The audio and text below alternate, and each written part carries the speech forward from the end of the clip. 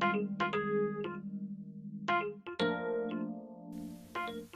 you study to pass the test, or do you study to learn? Listen to this episode and find out. Welcome to another episode of the Wedding Business Solutions Podcast. I'm your host, Alan Berg. I'm a speaker, author, sales trainer, website reviewer, and I help businesses like yours sell more, profit more, and have more fun doing it. Enjoy this episode. Hi, it's Alan Berg. Welcome back to another episode of the Wedding Business Solutions Podcast. This thought came to me the other day when I was doing a little bit of studying on my own. I'm doing, many of you know, I do language lessons. I've taught myself Spanish, and I'm still working on getting even better at that. And I'm working on French, and now I'm working on American Sign Language.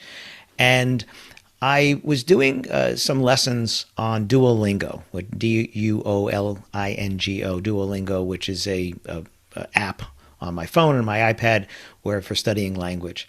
And it asked me, since I went back on Spanish and I went back to some beginner lessons again, because I like to just repeat the fundamentals. And it asked me if I wanted to jump to the next level because I was doing really good with this. And I said no. There was a time when I would have said yes. And I would have said yes because I can get to the next level quicker. I'm going to get to the next level. But that was because I was trying to get to the end. And with learning a language, there is no end. I'm not trying to get to the end. And I started thinking about like back in school. And in school, we were really learning to pass a test. I mean, that's one of the complaints about our education system these days is studying to pass a test as opposed to studying to learn. Actually, I remember a quote by Malcolm Forbes from Forbes magazine, and it was that education's purpose is to change an empty mind into an open one. And that school and college is to teach you how to learn. It's that you learn how to learn. You learn how to study. But, it doesn't teach you the basics of what you do. If you think about almost anybody listening right now, much of what you know you didn't learn in school. But if school did its job, it taught you how to learn. So the question is, when you are trying to learn something new, or you're reading a book, are you trying to read the book as fast as you can to be done with the book? Or are you trying to really take in what's going on in that book or that show or whatever it is? Are you just racing to do it? And listen, I know I listen to my audiobooks at faster than regular speed because sometimes they're just speaking too slowly and I can get through the book quicker. Am I trying to finish the book? Yes. Is that the goal is to finish the book? No. The goal is to get to the next nugget, the next idea, the next thing that's going to help me know something different than I know now, better than I know now, that I never even thought I might know. And it's, again, not studying to pass a test, but it's just studying to get to the next nugget, learning how to learn on there. So think about yourself when you are going to a conference or when you are reading a book or when you are taking a course online or in person, some sort of it. Are you there to get the certificate and, hey, here it is on the wall?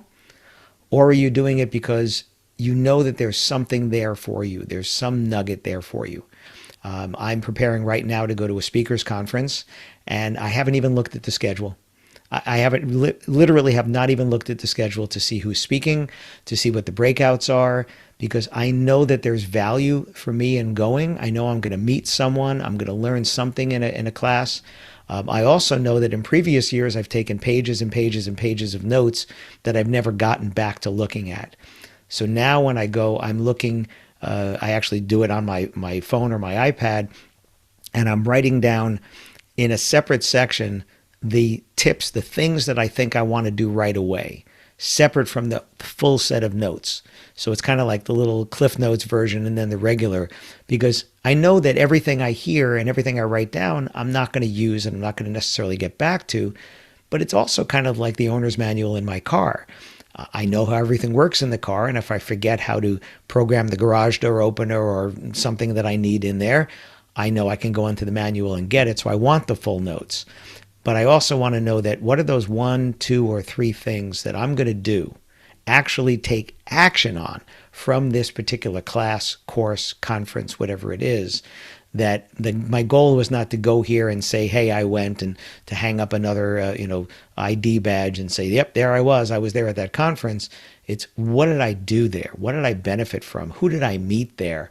And that to me are the wins, not the fact that I just went and be able to brag about it.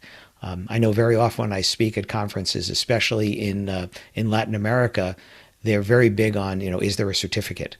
I remember doing a workshop and somebody said, do you have certificates for people after the workshop? I was like, well, no, it's just a couple of presentations. And they said, well, it's really important because culturally it's important to have those certificates. I was like, sure, I can make them up.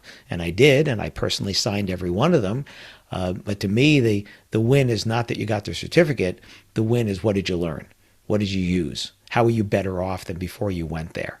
So think about it yourself. The next time you are trying to learn something, understand something, are you just trying to get to the end of the book? Are you trying to get to the end of the class? Are you trying to get to the certificate? Or are you paying attention to the trip along the way? And what is this next nugget? What is this thing that I've learned that I'm better off than when I started here? And that to me would be the win. So just something to think about. I hope it gives you something to think about as well. Thanks. Thanks for listening to this episode of the Wedding Business Solutions podcast. If you liked it, please subscribe to this channel and post a review on your chosen platform, Apple Podcasts or whichever one. If you have any questions about anything in this episode or any of my episodes, email me directly at alan@weddingbusinesssolutions.com or visit my website, alanberg.com, alanberg.com. If you have any suggestions for future topics or guests that you'd like to see, please again, email me or visit my website. Thanks for listening.